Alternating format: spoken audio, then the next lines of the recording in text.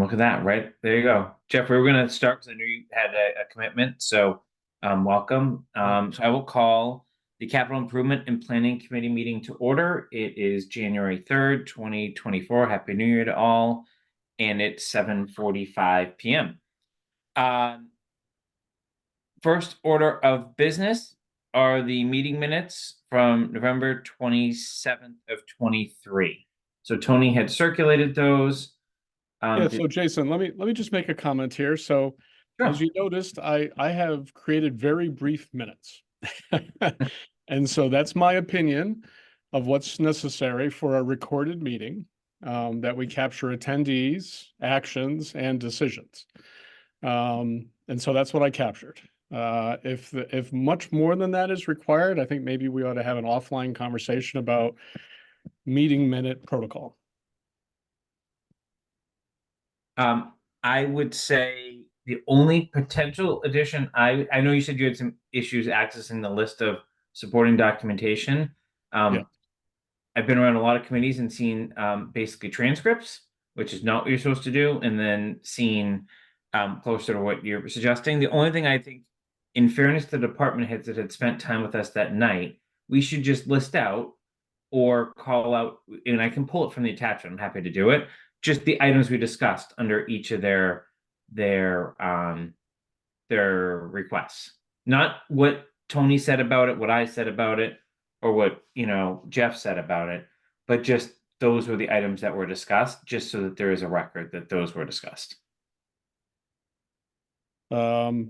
Even that, but that was a 2-hour meeting. I went through the meeting again. It was a Mm-hmm. 2-hour meeting. We covered a lot of content in that discussion. Yeah.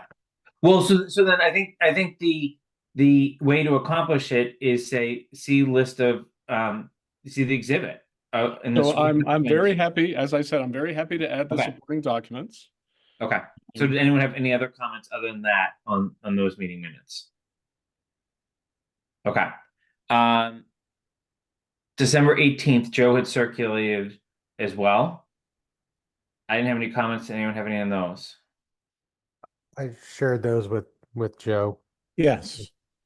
Jeff gave me a couple of productive edits, including adding the school administration officials and a couple other subtractions and additions. Okay.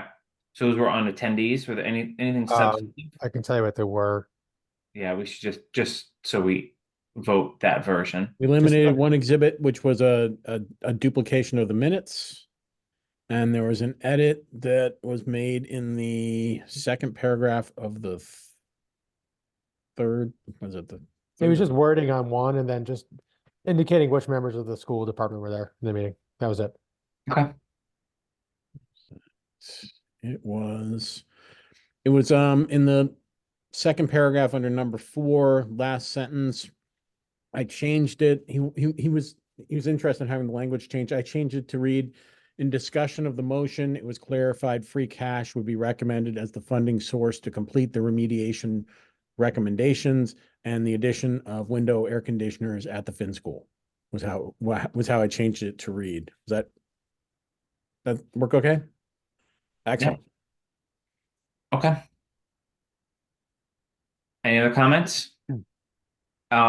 And we don't have December 26th meeting minutes yet. So is anyone opposed to moving those two meeting minutes together? No. Okay, then I will move that we approve the November 27th and December 18 meeting minutes as discussed this evening. Is there a second? Second. All right, any further discussion? Roll call vote. Jeff? Aye. Joe? Aye. Tony? Aye. Steve? I saw your mouth move, but I didn't hear it, Steve. Just Aye, sorry. all right. And I'm aye as well. So that's unanimous. Next item on the agenda is the MIS review of the phone system upgrade capital request. Jay Montijo called me yesterday, and after some discussion with members of MTC, I believe select board members, he has decided to pull that request at the current time. So there's no further discussion needed on that for now. I do expect it will come back, but I think he was going to do some more thinking about the plan around that. So Moving on to the town clerk request regarding record retention. I know Jim is in the attendees, so I will move him over in case there are questions. There was a brief summary that was put into the folder, kind of outlining the broader project as well in terms of what Jim has been looking for. I think our actions really are around what Jim is looking for as part of a capital article. Some of the other stuff is informational on the broader project. And then I would think that it would be appropriate, if we're supportive of the capital article, that we should also vote on the CPC portion. Not that our vote, because it is a capital item, CPC ultimately has the authority and jurisdiction to bring that one forward, but we have been trying to get in the habit of taking votes on capital related requests regardless of funding sources. So I think we would want to consider that together. So Jim, I know you provided the summary. I guess, is there anything you want to add or have the committee consider before we just, see if there's any questions on it? No. Okay, thank you. Are there any questions from the committee?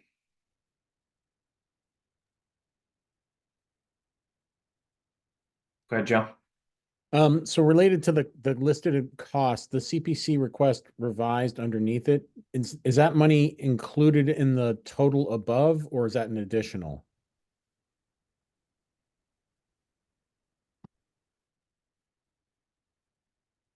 Well, I'm a little confused by the question. Could you repeat it, please? Oh, I'm sorry. It says the FY25 capital request was 56,634. Below it says there was a CPC request and then it was revised in January 2nd, 24 for Yes. 19,000. I was Right. wondering if those were two separate grants or one was included in the other. No. Initially, I went to CPC asking for money for preservation, rehabilitation of particular records, and also for labor for an archivist, part-time archivist to do some work for us. The Department of Revenue has some guidelines which prohibits use of most of that labor. So we reduced it substantially from the initial request of 89,152 down to 43,681. That's the reason behind it, because it wasn't allowed by Department of Revenue. That delta in the labor has been added back into my department budget.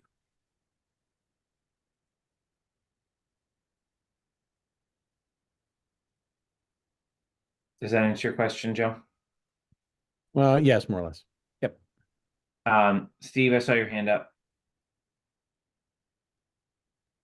Yeah, just a question. So there's the Digital Commonwealth.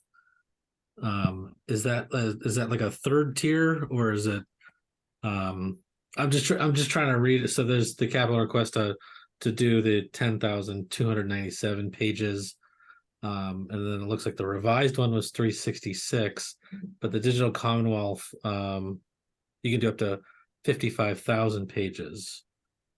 I don't know if you could just kind of walk me through it. What we have as the proposal. Sure. They're actually totally separate projects that are going on independent of one another. The intent is that the records that we have that have been scanned by all those different projects over the years, everything from seniors to CPC stuff to the thousands of pages we're having done for free through Digital Commonwealth, all of that data that we're allowed to do, we're going to put up for free on the internet and have linked through the Massachusetts Digital Commonwealth. And people will be able to access that through a linked site, 01772history.org, which we've set up with the help of the MTC. So that's... So okay, so then you have the 200,000 pages for the senior tax write-off plus the 55,000 for the Digital Commonwealth, and then the request is that 43,681 for the remainder. That's for the remainder of the process. On the CPC piece of it, the 43,681 is two aspects. It's physical work that we have. Documents that have to be physically preserved, mold damage, things like that.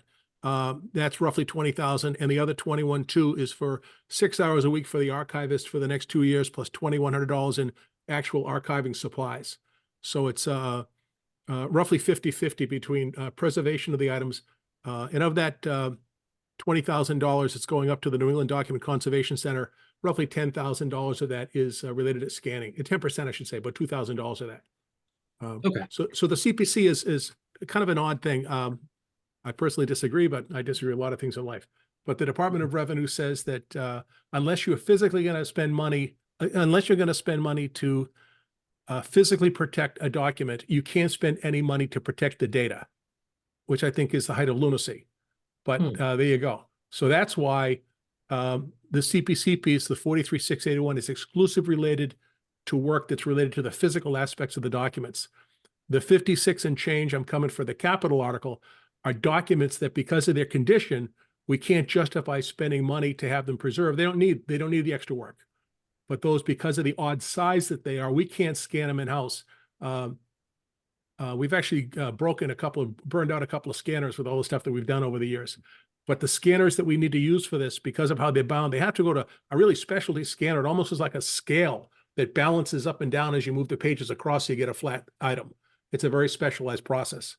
So at the end of the day, it's all going to end up in the same place. It's just we have to follow, because of these silly rules, we have to get on different rabbit holes to get there. Okay, I have a better understanding now. Thank you, Jim. Sure. Go ahead, Jeff. Not a cost question by any means, but what happens to all these documents that we're destroying? Is there any concern about having only a digital copy going forward? Are those backed up sufficiently? Those are the things I was just curious about, and I'm sure you guys have thought about that as well. We do. We have 4 different sets of independent backups. All right. We have cold storage. We have them on a NAS locally. We're going up in the cloud as well. And I have, frankly, one that I bring home and put in my safe here every week. And we do comparisons with these with a digital hash to ensure they're the same, just the same as I do with my family pictures every quarter. And I also have a copy that's at another clerk's in his vault because he has a real vault. So I think we're going to be pretty good compared to what's what. But as far as the physical documents, as I mentioned to Brian, before we throw anything out, we're going to go through a third sampling of the documents. We're going to pick every 10th document, and we know who scanned the documents in each box. And we're going to go through and sample every 10th document. And if everything for that box comes out okay, I'm good to go. If any one of those 10 fails, we go back to 5. If it goes back to 5, I question the work that person did. One of the interesting things that I've run into is that we've had an awful lot of seniors working on this, and I'm 68 years old. All right. What has been very surprising to me, and frankly a humbling thing, is to see when we've had seniors doing this, that their ability doesn't stay the same year to year. And we've had situations where we've had to move on to people because we didn't challenge it. So nothing goes out the door until we do a third check by an independent person. And they're all closed. They're all been litigated. They're all done. But it's just, it's the right thing to do. Great. Thank you. Appreciate it. Jim, my only question to you is, you mentioned ARPA. That's obviously outside of the bounds of what this committee has any control over, but should the select board actually take you up on the ARPA request, we still technically do vote to support that as a capital item. So we will make our motion in that way. But are you ready to go? Like, if they said tomorrow, you have this money, Jim, go undertake this project, do you feel like you have the bandwidth and the team to, accelerate the project if you had the money in hand? That's a very good question. I would leave rubber as I left the parking lot to bring it up to the vendor. But the flip side of this is I need the money that's going to be in my budget for the digital archivist to complete the process to put this stuff on the web. The vendor's ready to go. We can bring it up. And my objective is to have all of this completed by the summer of 2026. And we have all this done.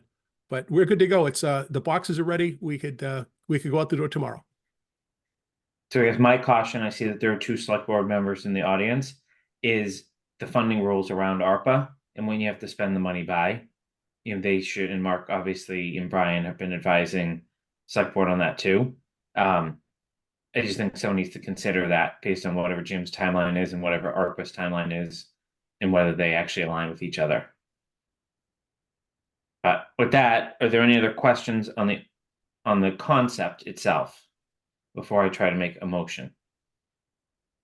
All right, then I will move that the capital committee support the town clerk's request, both related to the capital article as well as the CPA article related to document preservation, with a funding source being either from appropriation or ARPA. Is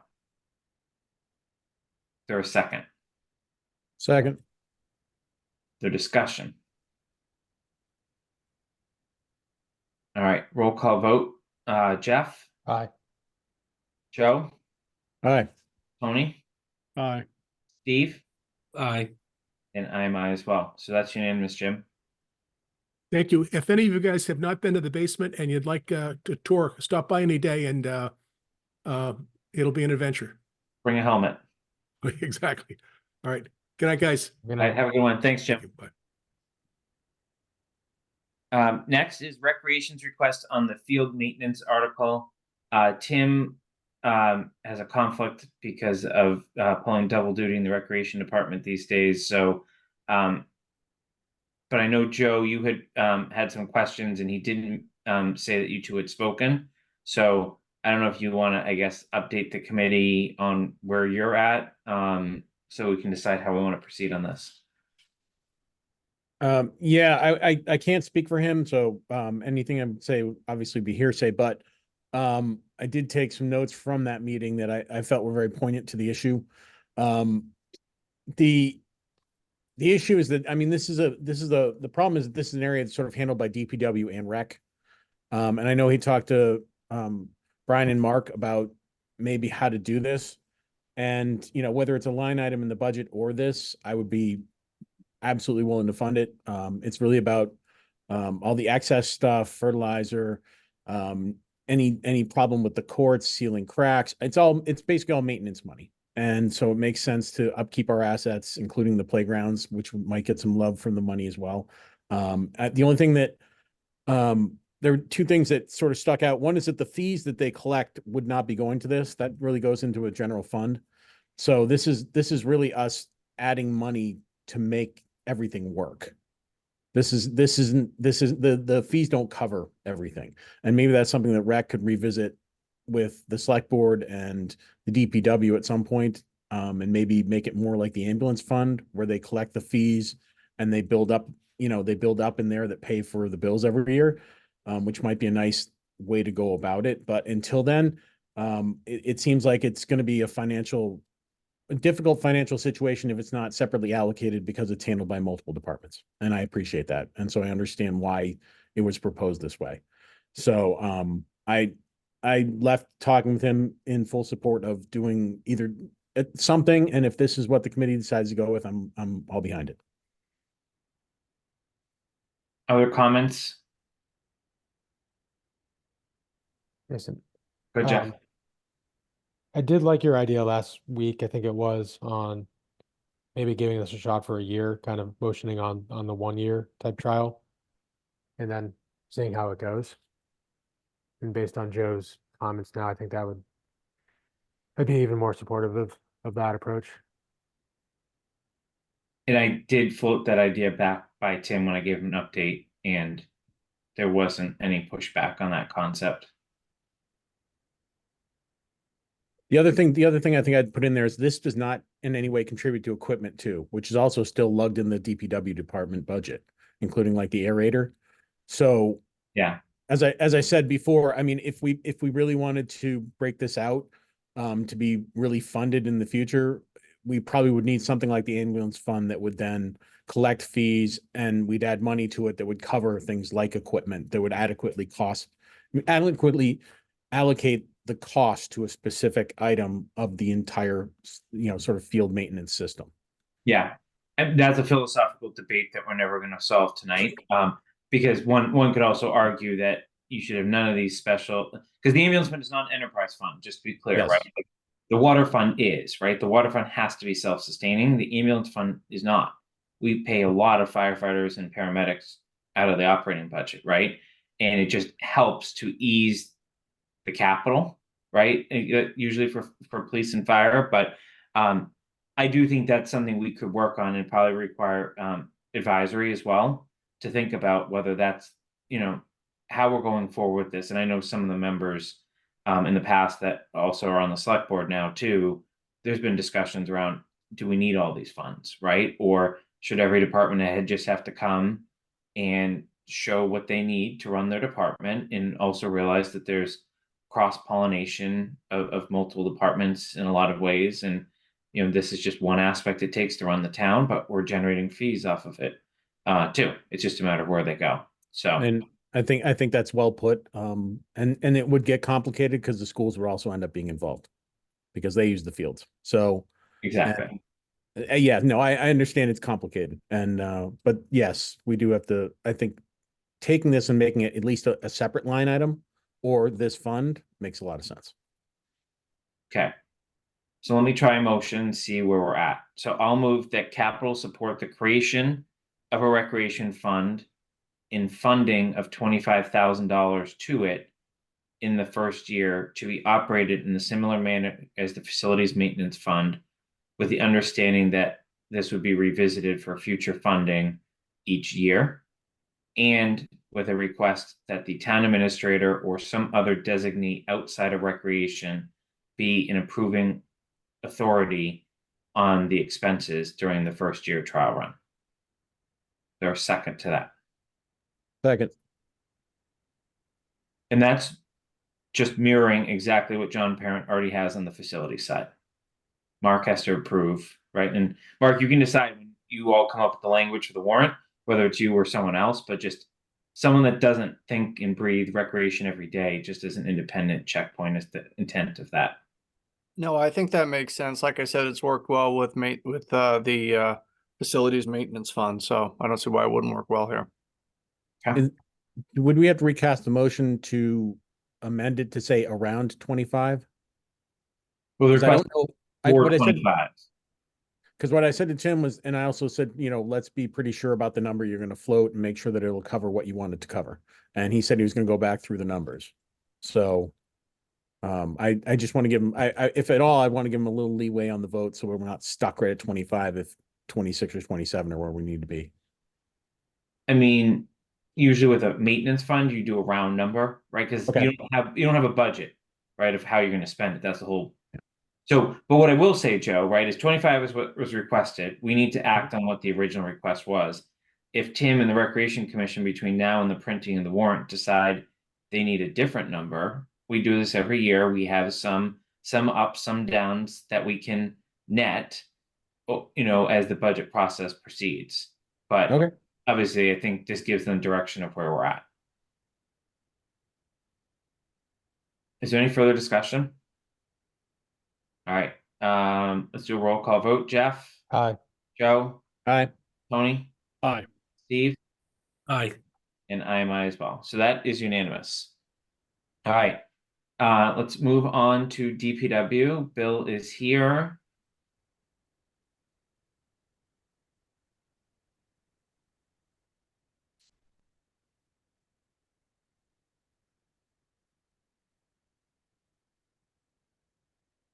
Good evening, Bill. Now you can hear me. Hi, Hi. how is everyone? Good. How are you? Happy Good. New Year. Thanks. Happy New Year, everyone. So I can say that Bill gets an A on his homework assignment from CIPC in terms of it timely submission. So just for everyone, just to level set him where I think we left off the last meeting, we were going candidly in circles. Realizing that Bill has a lot of needs. I don't think anyone was disputing the needs that were there, but also realizing, and I think Bill realizes this too, that the ability to fund all these this year and candidly over a period of time is going to be incredibly challenging. Even if the DPW is the only capital intensive department in town, not to mention obviously the other departments that we spend a lot of time with. So he went back to the spreadsheet that I think we've become all very familiar with and very clearly articulated, at least in my opinion, welcome opinion of others, what will impact his ability to provide service and what the DPW already does and performs, and then obviously what's new. And I think there's some other color commentary along the way. So what I thought we would do, because I think a lot of these probably don't require conversation, is I was just going to go down the list and see what I would ask folks to do is if Bill has identified something as a priority and you're opposed to it, we need to have a discussion about it. And then some of these that are newer, I'm sure we might have a longer conversation about whether it moves forward or not. And then hopefully encapsulate that into a series, hopefully one motion, but a series of motions of what at least we support, to be brought forward to a select board and advisory perspective. Does that work for everyone in terms of format? So trash trailer number 1, labeled 96, 2007, for 125,000. Any questions on that? When was this provided? I apologize. Was this recent? It's in the documents. I did not email it. It's just in the folder. It was uploaded this afternoon. Oh, I only saw this morning. Okay. Sorry. You should be able to go as we, Yep, as I we got go, it. Jeff. Yep. This is the trash trailer that's already failed, right, Bill? That's correct. Okay. So any comments or dissent around this one? Okay. The side rack tractor skid steer for 210,000 will impact operations. Any questions or dissent here? The mower attachment for the John Deere tractor, 20,000.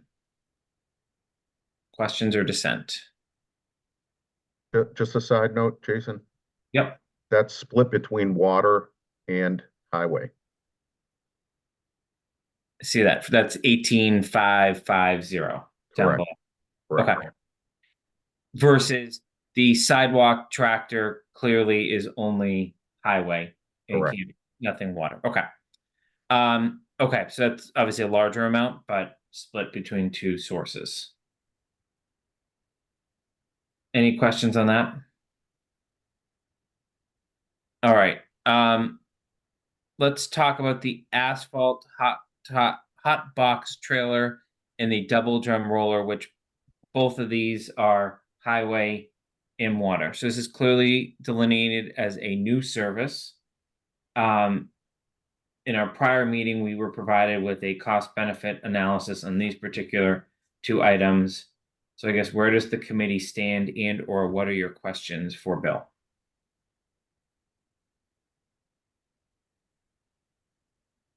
Go ahead, Joe. As Bill put out, I mean, I see this sort of as a cost saving investment, so I'm not against them. I would merely I'd put an asterisk on them and say, look, if we think that we can fit them in under tax considerations, then I think it's an investment worth making if we're going to save money over a period of years. But if we're really tight on taxes, this would be one of those ones where I'd say, we can push this off into next year and try and, shoehorn it in amongst the other ones next year too. So I think that's where I sort of fall on it. The ones that he put on priority, including the crew cab, which is next, I think it's very fair to put those on the list. Some of them have been on the list before, and they all seem priority. I was happy with the list that he provided. Anyone disagree with that approach on the hot box and the double drum? Are you okay with that, Bill? Yep. Nope. That seems reasonable. Okay. I guess on that, before moving on, if those came into play, your operational budget wouldn't change though, right? You wouldn't have a savings in your operational budget, right? There would not be, correct. Okay. Okay. Next is the crew cab for 95,000. Just a question on this, Bill. Is there any reason why, and I'm not saying we actually have the money in the water reserve, but we'll talk about that a little later, why this one wouldn't potentially be partially water as well as just highway? No, no, I'm not opposed to that. It just wasn't discussed that way because there is some use and applicability with the water department. Yes, Because I'm just thinking back to the vehicle we actually bought for you before you joined.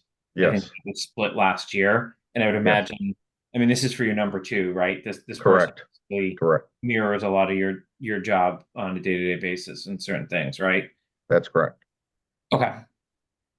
So Brian, maybe, I mean, I don't think that's anything that would impact our vote tonight, but maybe that's something we talk about how that gets presented, but we'll carry the 95 in the general fund for now.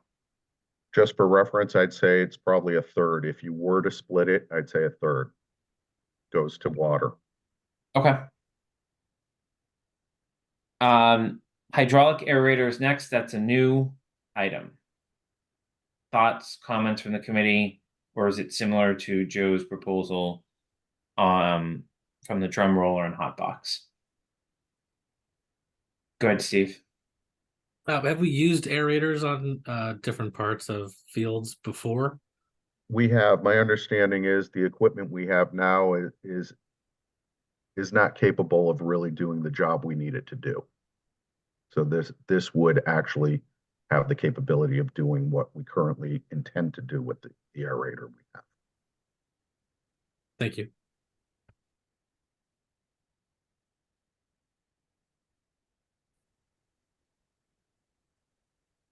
Go ahead, Jeff. If we were to outsource, do you have any idea, estimate how much this would cost us to rent an equipment or outsource it? I don't. Okay.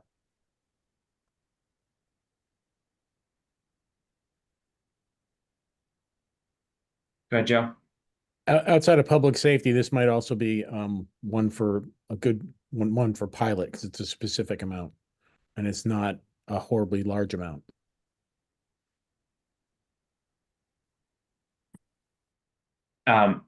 Point noted. I just don't know how quickly we're going to be able. Usually that gets resolved on June 30th, which would be 3 months after town meeting. So I think we need to make our proposal, assuming we're not going to get anything. And then obviously, if that becomes a reality, either due to the pilot committee's work or how that then interacts with what the select board is going to do, we can do that. We also have a ton of pressure, remember, on the ambulance fund at this point. And there's multiple clear ambulance related items in there that I don't know that we actually can fully support through the ambulance fund this year. It's okay, Jason. I know you love to squash my dreams. There's plenty for them to support. It's just a matter of how much. All right. So where are we at on this one? Are we at the same as the hot box? The drum roller, more supportive, less supportive? I don't know, just not reading the tea leaves on this one quite yet. I'm very much in support of upkeeping the field assets. I mean, we've been spending money on them and especially, but yeah, I mean, they fall on the same asterisk for me. I mean, this is at least right immediately an asterisk. I think maybe moving forward in the next year or two, I think obviously the fields are going to need maintenance more. So I think that's something that I would put more priority in next year or the following year. Tony? We first say that, Bill, this is a very helpful updated spreadsheet, so thank you for providing it. Sure. I have a hard time kind of judging though what my opinion is because I still can't really tell. So what can we afford? And so, just the red items alone on this spreadsheet are $2.5 million, maybe give or take. So I don't know how to think about, some of the other items being added. I just don't know what the context is in which to have a recommendation. I think the way to think about it is this way, Tony. That's the purpose of why we meet with the select board and advisory on Saturday. And this isn't going to be the last time, but if the goal of what we're trying to accomplish now is if we think something can wait, we shouldn't be supporting it this year. I think that's a very clear from where the budget's at. But at the same time, we have a duty to bring forward if we have a department head in front of us and we agree with that department head that we really need this, we have a duty to bring it forward. And then as But to that end, I mean, at least my understanding, the items in this spreadsheet that are in red are the ones that are really required. well, the largest number on here is ARPA funded, 700. That should not, we're not even going to discuss that one tonight because it doesn't impact town meeting. The sidewalk funds, that will be separate. So when you back that out, Okay, so then we're down to like 1.9. I'm at 1.7 because Okay, fine, yep. and please keep me honest in the math. It's been a long day, but and then we still got to talk about this stormwater plan, which I'm not sure is a capital item, but we can get to that when we get there. So, yeah, it's a significant amount because, like we've talked about, we didn't even approve $1 million in capital for all departments last year from a general fund appropriation perspective. I guess just my observation here, and Yeah. I'll stop, is that, we asked Bill to come back and say, what do you have to have? And he Mhm. came back and put it in red and said, this is what I think I have to have. Mm-hmm. So the items that are not in red, if we have a tight budget, it's not clear to me why we're considering them. I don't disagree. I'll stop there. Yeah, I don't disagree. On those, while I agree with putting an asterisk next to them for now and identifying them, given where we're already at, I can't see them going forward. So I guess we're on the same page saying it, I guess maybe two different ways, but I agree with you, Tony. Joe, go ahead. Yeah, to somebody else's point, I mean, I would also really like to know, what the leasing options are on this one, or even, they already have a J&J doing field maintenance during the summers, during the seasons, and it'd be interesting to know what it'd be, how much it would cost to add to that contract, if they would accept adding that service to the contract. And I would presume as well, if we were to outsource 2 years down the road, we're going to be losing a bunch of our fields anyways, right, at Neary for a lengthy period of time. So that cost probably would go down to outsource. You're not going to lose that much. You're going to lose a soccer field and a softball/baseball field. Okay. I can't see the project impacting DePietri based on some of the initial designs. Oh. Okay, so let me phrase this one on the aerator. Does anyone want to push this forward without any conditions at this point? Is everyone okay with an asterisk at this point, but realizing it's at the very bottom and making it very clear to Bill that it's probably going to drop off based on everything else we're aware of? Okay. Trash trailer number 2. So, Bill, when you say will impact operations in 2025, do you mean fiscal year 25 or calendar year 25? Fiscal year 25. We can push those next 2 items out 1 year. Got it. And that's kind of where you had them already, and then you pulled them forward knowing that the capital years are going to get tighter and tighter, and I completely agree with the approach that you took. But I think that's an important distinction, right? To Tony, the math you were just doing, that's well over 400K of items that Bill's saying, I'm really going to need them next year. You're on notice, but my department can get through it this year. Yeah, so again, Bill, that's incredibly helpful information. I apologize for not noticing that 2025 in this spreadsheet. That obviously changes the math. And so, again, though, I can't quite tell like where we are on the budget, but that does shift several $100,000 out to the right. So is there anyone that wants to try to pull that forward this year?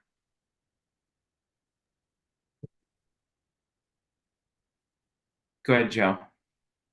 Yeah, I mean, I put it this way. I think it's really going to depend on where this all lands before the meeting. I mean, the asphalt box and the roller, I mean, those have the potential to pay themselves off. So those are a little bit easier with the asterisk. If we can push off 1 year, it's always great to push off 1 year, but you know, if there's enough under, if we can keep it under having, you know, a significant tax increase, it should be considered. I mean, if we're looking at a ceiling of, you know, hopefully 2 to 3%, we can see how much we can fit there. So let me just throw this concept out because it's going to come to the presentation later that we discussed that we make to select board and advisory. I think it's become at least incredibly apparent to me in my role in capital this year that this town needs to seriously consider 2 town meetings a year. I know no one wants to hear it. I know no one doesn't want to come out if there's not a hot topic item, but I've seen it elsewhere where when you have a town meeting actually with no hot topic items and it's a 1 to 2 hour meeting, you can actually see increased population because you get people out there that want to support the departments and don't want to deal with everything else that goes on in town meeting at certain points in time. So at least it's going to be my recommendation that even if there are no quote unquote hot topics, that the select board really get in a habit of holding town meetings twice a year to allow for authorizations in the middle of the year. Not necessarily, and I realize you don't want to start adjusting the tax rate that close to the end of the year, but really like when I look at Bill's cab and chassis here as an example, Brian, would you bond that if you had another bond going out for something else? Possible, yeah, we could do that. And Bill, how long is that going to take for you to get if you ordered it tomorrow? It'll likely take a year to get. Yeah. Mhm. So you all see where I'm going here, right? You've got this authorization point that then starts the timeline.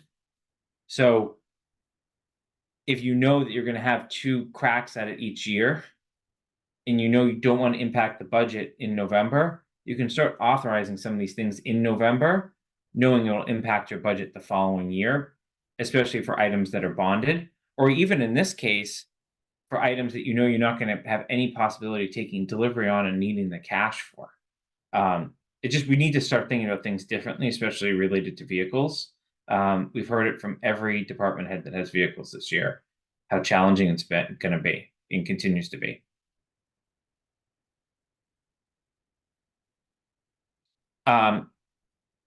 So I am not supportive. I guess I'll throw my position out there on the trash trailer and the cab and chassis having any sort of appropriation in FY25, but I do think we need to consider, especially if the select board is not willing to commit to a fall town meeting, whether the cab and chassis goes in as a bonding article, knowing that it won't hit the budget until FY26, which is when we want it to hit anyways. i.e. give Bill the authorization to go order it, but know that we're not going to have the financial hit until the year we had budgeted the financial hit of it. Go ahead, Joe. This in some ways goes back to the conversations we had when this committee started up, and you know, maybe Jeff remembers that when we talked about and you know, we had a lot of talking about leasing, and I remember I was wondering if we could bond all these sorts of things, and at the time I believe I was a little bit black sheep in the sense that I wanted to take the police vehicles and all the rest of the vehicles in the town and throw them into a yearly bond issue. And my question is, are we coming around to the idea, or are we looking at this as a one-off like we would a fire engine, where we're not going to include the big items in the annual budget, we're going to lease or bond them out?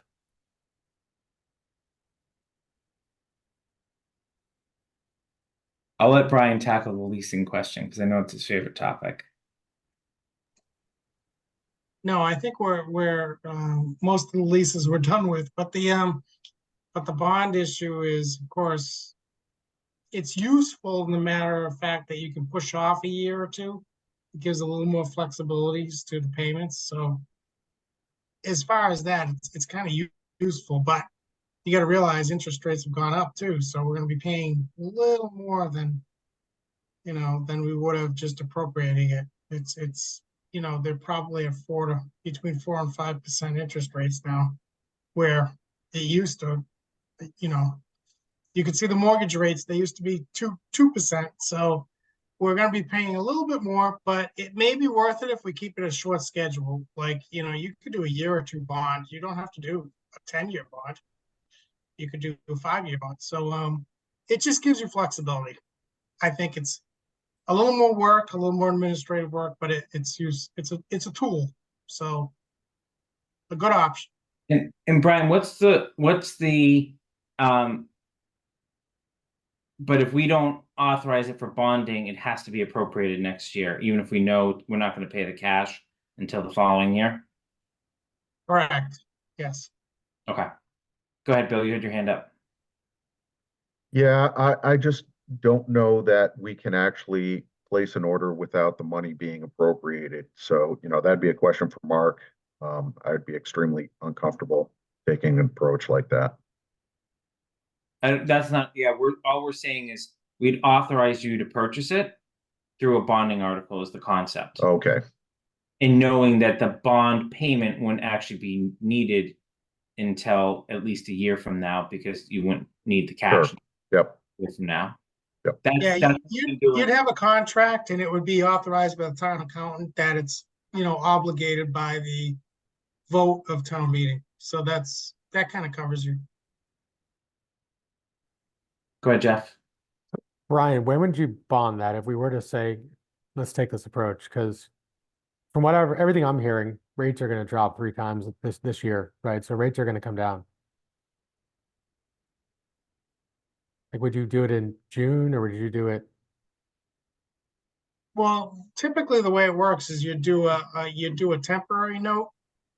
But you wouldn't have to see, the good thing about it is you don't have to do it until Bill would tell me we need the money on this date.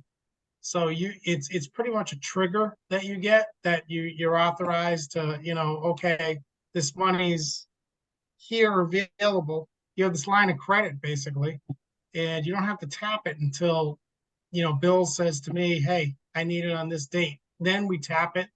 Then we decide additionally, do we want to permanently finance it or do we want to temporarily finance it? And temporarily, we can push it off a year, 2. Some communities push it off 3. For smaller items, it doesn't make sense, but again, it's all about flexibility. So it's kind of project to project. But when would you lock the rate if you were to do It probably would be until FY20. Make sure I get my dates right.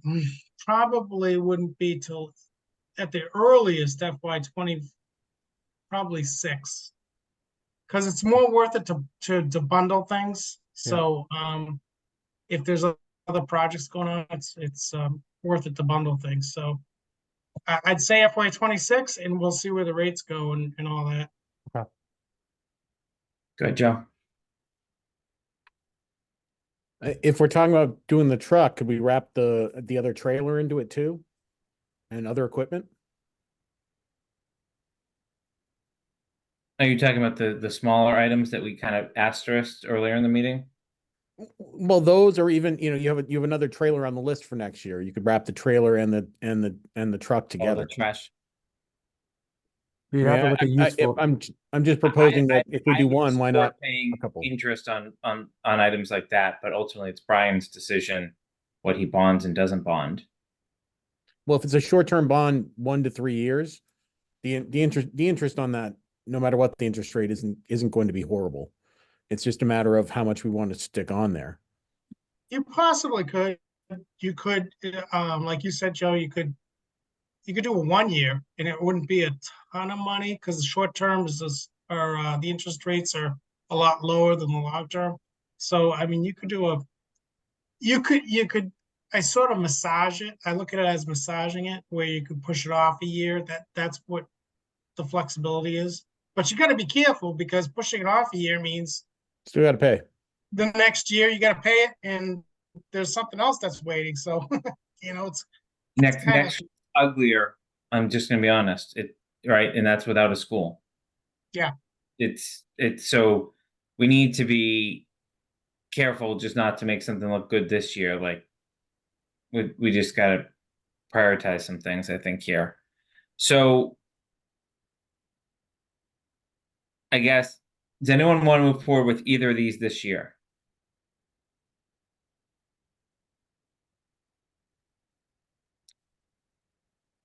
Is anyone opposed to throwing the cabin chassis out there for discussion related to bonding and or a fall town meeting commitment? I'd be in favor of that.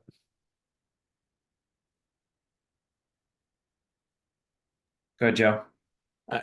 I'm not sure that I really see, if we're worried about passing the buck cost out because we're worried about what it's going to look like later, I don't know that bonding it, a short-term bond makes much sense. I mean, might as well just say we're going to allocate for it next year anyway.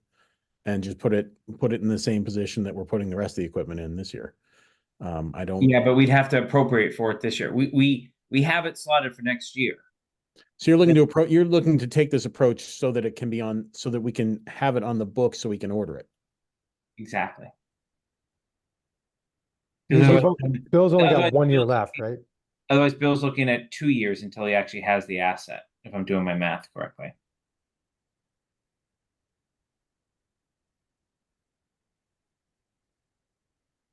So it's really just like you're saying, it's really just a tool to get the money out there so that it can be bought and then we'll pay for it anyway in the next Yeah, year. it's getting the town to commit to buying it, right? I.e. the voters. For next year. But also getting it slotted in the year that we had originally planned to purchase it, which is in line with the broader capital plan. Okay. Anyone said- opposed to the approach? I think it's going to be a discussion point.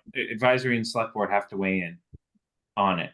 I'm a little uncomfortable here thinking about it having the same discussion next year, even if we're all fully supportive of it next year, then Bill having to wait maybe a year and a half at that point for all we know. And he's got it. Jason, I mean, in my opinion, I guess, it seems to me we could vote on the things that we think should be approved now, right? From Bill's list. And then we could have a separate list that we pass to, the select board or other committees that are longer, the items that have long lead times, and ask them, how do you want to deal with these from a budget point of view? Because I don't see how this committee can make that decision. No, I agree. That's So if we want, so I could see if we were going to vote on, these are the items that we think should proceed for, the next fiscal year, great, then we could do that. If there's a separate list that is, these are items that have to be figured out somehow in the next 6 or 9 months so that they can be ordered. And that's a completely separate topic. we're on the same page. Okay. Okay. So Willow Street culvert we can skip because that's included in our 600K that we've already voted on. The stormwater plan. I'm struggling. This is a capital item. I don't know, Mark or Brian, how up to speed you are on this. It may be a separate article, but it's a plan. It's probably obviously something Bill would work on with a bunch of agencies, conservation, etc.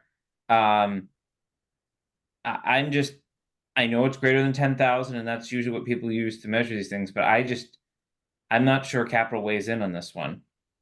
But someone needs to carry it for Bill if this is something that needs to be funded. So it's just geography. But I'm just trying to think through our vote in motion. But I see Bill's hand up, so maybe let him go first, and I'll come back to Mark and Brian on that. Sure, I'll just give you a little insight as to what this is about. While it is part of a plan, quote unquote, there are physical improvements that we need to make as part of the plan. For the past several years, in fact, which we've been delinquent on, we have been obligated to make improvements to our stormwater system. stormwater BMPs, best management practices. So what I've budgeted for here is the upgrade of a detention pond that's in an existing subdivision off Sarston Stone Way, to make it more beneficial and useful as a stormwater best management practice. It's actually something we're behind on, and these are physical improvements that need to occur. I So view it as capital. that, well, if you're making an improvement to one specific item like you just called out, then that would certainly cross into capital. But how many more of these are there, Bill? Like, We're supposed to do one a year indefinitely. and I know the number will change every year, but like this is just something we should get used to, like paving a road in your world, right? Like we're gonna have to deal with one of these every year, but there's no funding from the state to help us with that. Correct. And how do other communities deal with it? They pick projects frugally. Stormwater improvements can be anything from a small rain garden. One of the thoughts I'm having in my mind is doing something at Town Hall, in the grass strip that's between the parking area. And while I'm doing that, improving, an icing issue that's out there. So, we should be doing an assessment. That's not been done yet. We need to do an assessment and identify locations and projects. So I've only been here about 5 or 6 months now. I only had this thought because I had to deal with Sarston Stone Way because I had an inquiry about it. And that particular detention basin is all overgrown. It's unmaintained. So the concept is we'll clear cut all the trees, regrade it, do some sediment forebay in the structure just to get some use out of that pond. It really is ineffective the way it's designed. So that's my thought process here. Absent a plan, I would prefer to have a plan and lay it out and know a handful of locations so we could approach these things in a methodical way. But we haven't had that yet. Got it. Go ahead, Mark. So given the capital year that we have this year, and I'm not trying to be cheeky, Bill, but we just put in a rain garden at the new park. So I see you like that idea. So if we consider that our project for the year, and then maybe we take the time to put together, as Bill is saying, a more comprehensive plan, which lays out these projects, which then can be layered into the capital plan. So we can be something that we're anticipating every year. And maybe that's really pushing the edges by trying to do that, but it's just a thought. I like that approach, Mark. It's just a compliance issue, and I just want to put it on everyone's radar screen that this is something we need to start thinking about and moving forward on.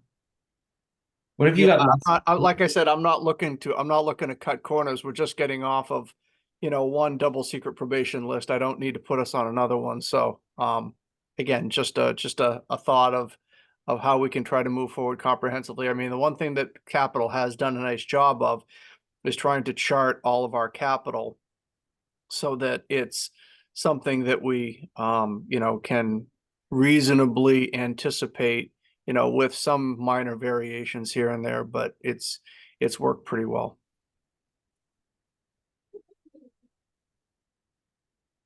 Joe, I'm just gonna ask Bill one question, and I'll come to you.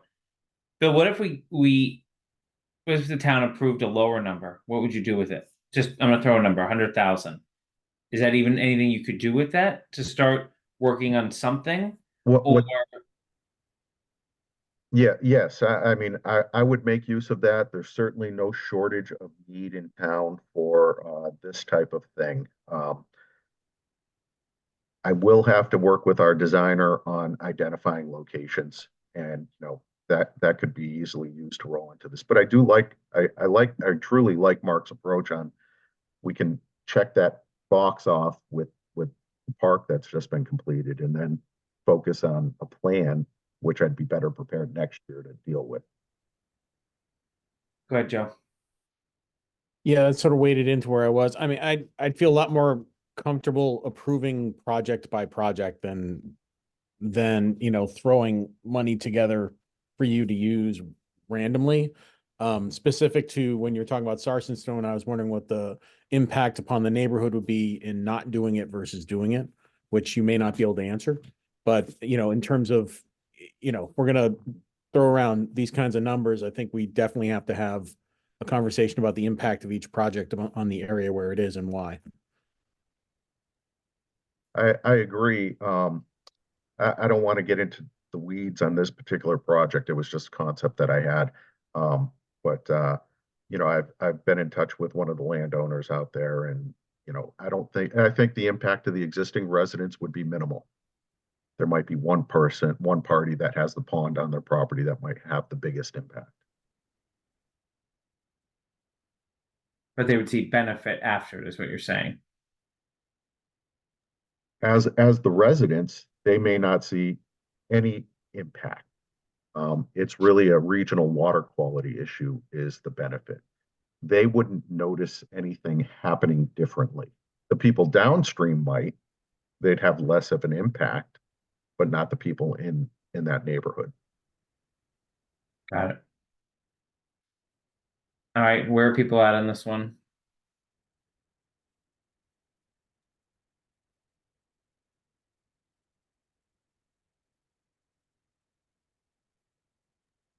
I think we should put it on the list of things to do in the next fiscal year.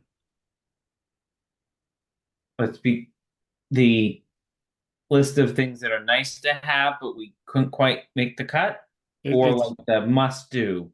I'm inclined to go with Bill's, categorization of his spreadsheet. He said this is red must do. But Bill, did your mind change with Mark's thoughts? That's I'm just trying to connect the dots on here. I think Mark's thoughts will pass the sniff test if someone's looking into it.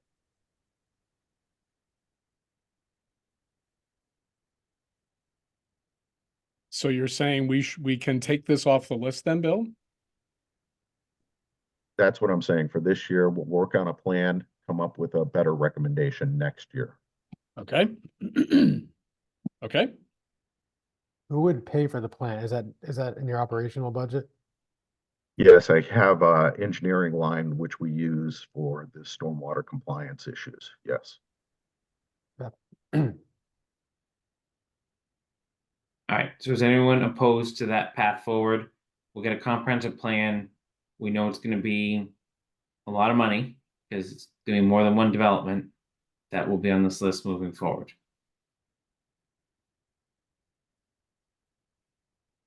Okay, moving on to John Street. Bill, is there any reason this wouldn't be encapsulated in the 600K, or do you feel like this needs to be separate?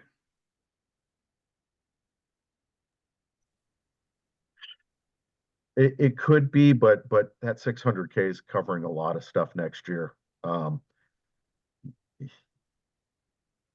It could be. If we want to roll it into the 600K, I'm okay with that. Adding 62,000 to the 600K. No. But yes, they are the same thing. One's project specific, one's broad in general. So You don't only put words in your mouth, but if we adjusted our 600 to 650, just say it, to again give you some latitude as the superintendent to prioritize these projects within the year, that would accomplish the same goal for you, right? As opposed to if we call out this specific street in the warrant, then it's reserved specifically for this particular item. Right. I think that's fair. Moving it up to 650 and proceeding from there. Anyone opposed to that? Again, it goes to the flexibility that we're trying to give Bill while he tries to maneuver through each emergency. Okay, we are not going to talk about sidewalks and ARPA tonight. That will be a later January discussion, because it has no impact on the budget, but Bill does have a recommendation that he is going to put in front of us, related to that, and we will react and advertise that as needed for purposes of public discussion. Road maintenance and sidewalk, we already approved 600, so I think we'll adjust our motion to 650 based on the head nods I just got. Framingham Road is not an issue. And then I purposely skipped Quarterville. I'll come back to that in a second. The water. So Mark and Brian, I don't think the water is going to be a huge topic of discussion on Saturday. I would prefer, especially I know Carla's trying to chase down revenue from last year given the summer. I would prefer we table water for purposes of any of our votes right now. Attack that in our next meeting, not talk about it on Saturday. It doesn't impact the operational budget.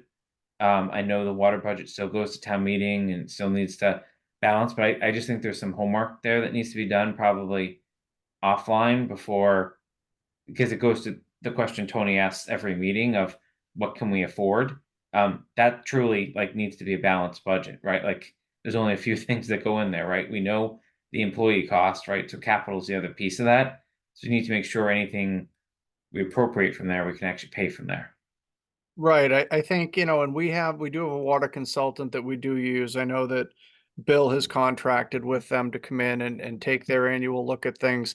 Obviously, we estimate, the water usage for the year in the rates that we do. We estimate the capital in there for that we're gonna purchase for the year. And as we look to set the rates for the next year, we say, okay, how much do we estimate? How much do we really use? And I think everybody knows it was a really wet summer, and water usage was down. So that's going to affect the rates. I think there wasn't a whole lot of capital that was anticipated, if any, in the rates that were set.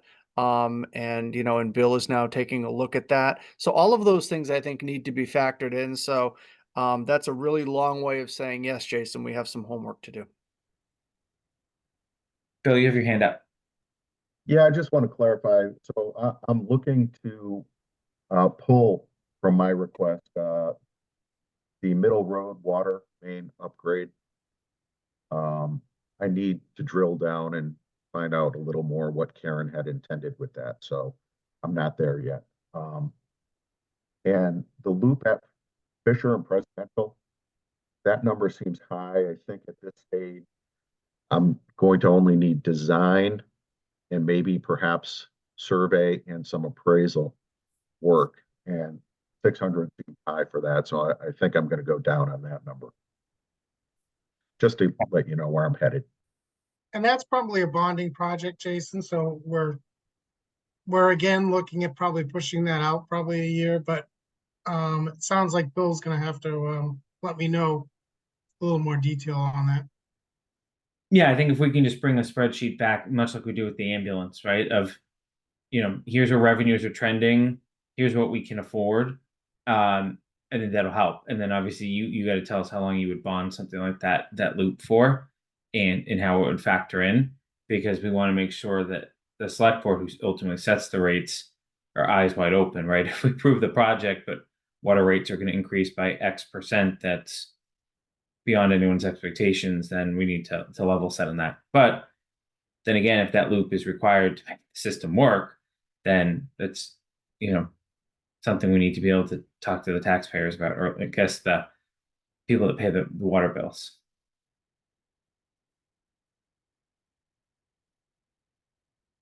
Okay. So final item, unless anyone thinks I've missed anything, is Corderville. So Bill, you mentioned this is a TIP project candidate now. So do you want this to go forward this year? Do you not? Or like where are we? Well, I was looking at this with an eye towards trying to get the budget down to the capital request down to a manageable amount. And I just wanted to let the committee know that it is a candidate for a TIP project if that's how we wanted to proceed. That would put it out a number of years. I mean, I have design plans 100% ready to go. 5 million is the number that VHB is telling me it's going to cost. So it was really just letting you know that, we could go that route if we didn't want to pursue this route. We could certainly see how it does as a separate article at town meeting. And if it fails there, then we can file as a tip too. That's an option. So, I mean, you and I have discussed this, but this has been on the capital plan since we started as capital. It was on our very first capital plan, and that was 4 years ago at this point. Number was very different than 5 million at that point too. It's a bonding project, so I appreciate your concern for next year, but this is a project if it's a town funded project, it's a project we're gonna pay for a long time. Right, it's actually not going to be an FY25 expense.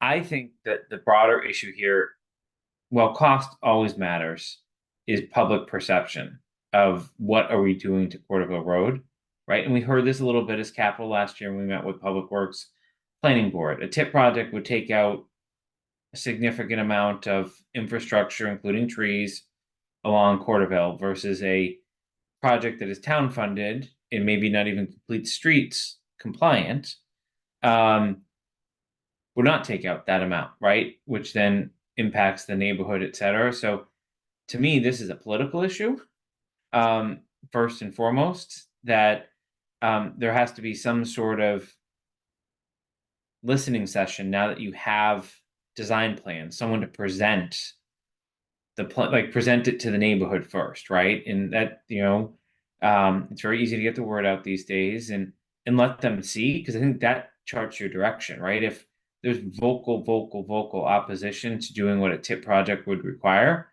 then that's a reason to bring it to town meeting. It still may not pass, but at least you have a reason for bringing it to town meeting as opposed to waiting for the tip, seeing if the tip actually works. But then again, I think there's a lot of taxpayers that would say, saves us $5 million and we can apply that towards a school or all your equipment or a new fire truck or something else. Yeah, so I just figured however we can help you in that, we're here. We had a plan with Karen of how we were going to work through that in terms of using public meetings to get the feedback. But whereas we're 2.5 months out from town meeting, I'm pessimistic that even if you had the 100% design plans to throw up on the screen right now, that we'd be able to gain consensus. This town does not gain consensus very easily or quickly, just based on some past experiences. But I saw Joe's hand and I saw Steve's hand. So Steve, yours is still up, so you get to go first. So I'm not familiar with what a tip project is. Like, if someone could, kind of quickly or briefly explain it, and what's needed, Jason, as you were saying, like taking out a lot more infrastructure versus if it was a town job done by the town, what's the difference between them? Go ahead, Bill. Sure. Thank you. So a TIP project stands for a Transportation Improvement Project. It's funded by the state largely, and potentially even the feds. We would have to adhere to certain design requirements, and Mass DOT does the design and we paid for a design, so we'd present that. They may use it, they may update it, they may modify it. Usually they have a series of milestones during the design process, 25%, 50%, 75%. And the design engineer takes that input from Mass DOT, they make revisions, and it's a lengthy process. They have a public hearing process with the public to get design input. So it's quite a process that Mass DOT does. The issue with a TIP project is, while the state funds the majority of it, I think the Framingham Road project that I submitted, we had 20% for design that we were responsible for. Everything else would be paid for by the state. The thing with the TIP process is, the design requirements are now under Mass DOT control, and They are a little more strict with some of the design guidelines that they follow. So the cost is likely to be more, but that they're paying for it. So yeah, it's our tax money as state residents, but it's also less impactful locally. So by the time we actually get out to construction through a tip process, it might be 5 or 7 years out. So the length of time, it pushes it down the road. It's a good candidate because the MBTA station is right there. So I think we would score well with that solely as a design consideration. And I think that the design consideration is from there to Route 9, correct? Correct. Okay. And would there be any difference with us having, the 100% contract drawings that are probably close to the specifications of the Mass DOT anyway, based on the civil engineering that they do now? So with having 100% drawings now, would that help in it being a tip project? Maybe cutting down on some of the design time and being able to, because it's already been kind of thought out and done this way? Or is it just that's how the tip projects go? That's how Mass DOT does it. It's 7 years. Unfortunately, I think they would view our 100% design drawings as a 25% submittal. So. Go ahead, Joe. I think what Bill said leads into sort of what I was going to say, and what you said was very applicable in terms of this may end up being somewhat political, depending upon. I don't know if this program is included in the MBTA Communities Act, or what infrastructure grants will be affecting a project like this moving forward.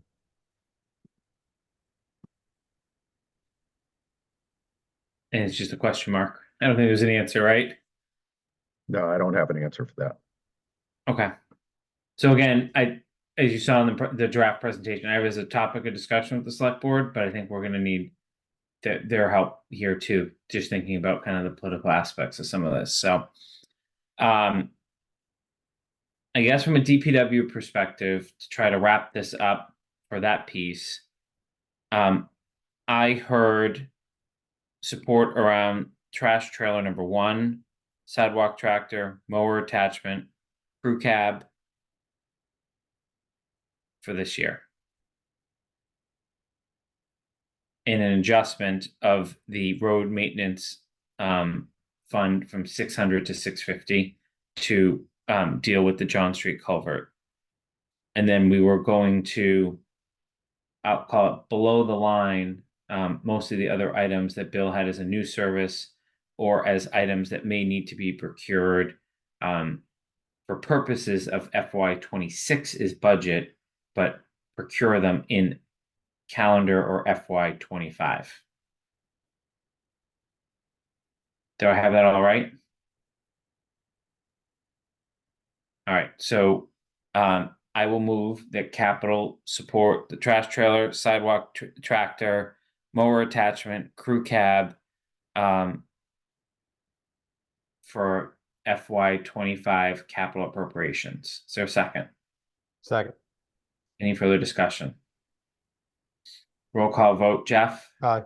Joe? Aye. Tony? Aye. Steve? Aye. And I am aye as well. So that's unanimous.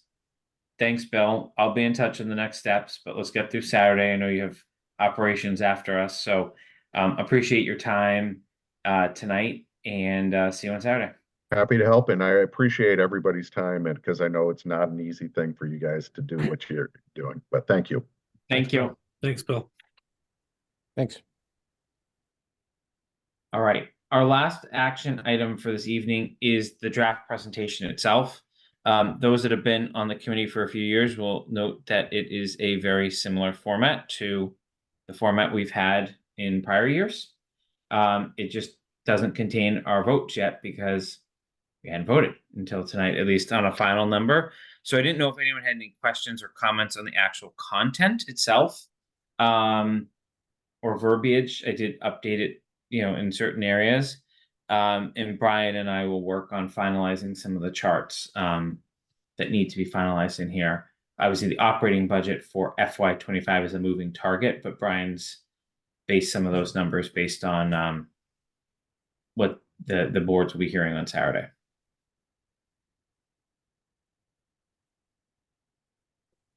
I guess the only clarification is on slide 7, Cordoville Road, given our discussion tonight. I guess the question still is it ready? But what path do we want to take as well? Yeah, so maybe I just write what path. Yeah. Okay. Other comments or questions on the actual slides? So Jason, oh, I'm sorry. Joe raised his hand after you, Joe. Go ahead, Tony. Go ahead, Tony. Jason, I think this is a great presentation. So we talked about this topic of long lead time items and how do you want to deal with them? Where does that go on this somewhere? Yeah, that's a really good point. I guess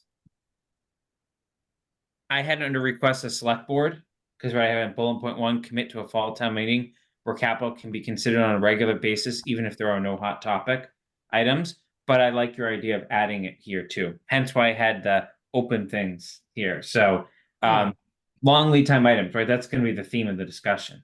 I think that's just the question. How do you want to deal with long lead times items that don't line up on these annual boundaries? Yeah. Okay, I like it. Go ahead, Joe. Yeah, on the 10th slide, under South Union, I don't, they've just started a committee to also discuss about the school, purposing it for what its purpose is going to be in the future. So I think they're already on where they're going to be in determining the final path. So maybe we change that to, 50,000 in maintenance item ? But I certainly think that it's going to be an inventory long enough that maintenance should be done regardless. How about we just change it to confirm building will be within town's inventory for FY25. Excellent.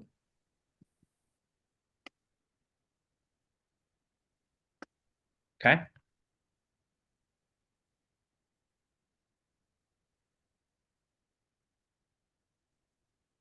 Any other questions or comments?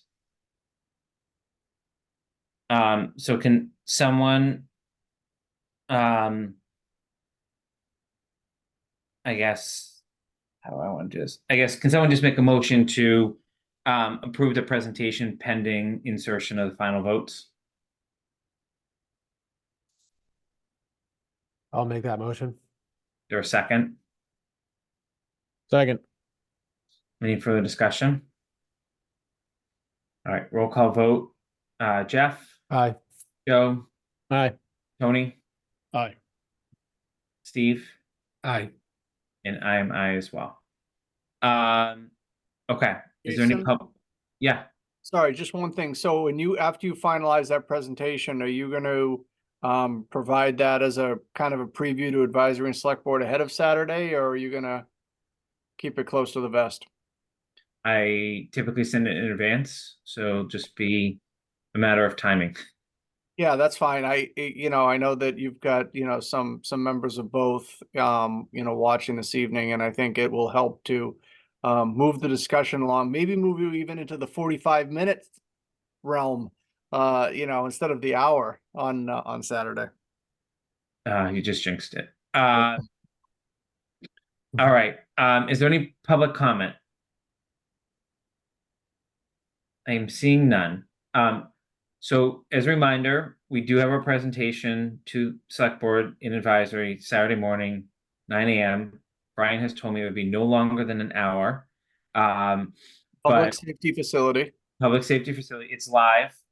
You do not have to attend. I did post a meeting in case we have a quorum. I realize Saturday mornings are very challenging for all of us.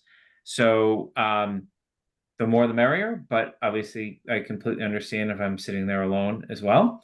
And what I will do after the meeting is, depending on what decisions are made or aren't made, or the general direction, decide how quickly we need to meet again.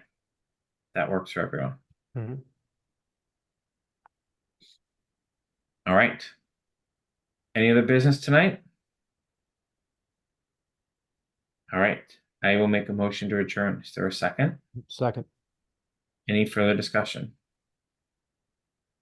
All right. Roll call vote. Jeff, Aye. Joe, Bye. Tony, Aye. Steve, I and I am I as well. Have a good evening, everyone. Thank you. Good night. You too, Thank you. thanks. see ya.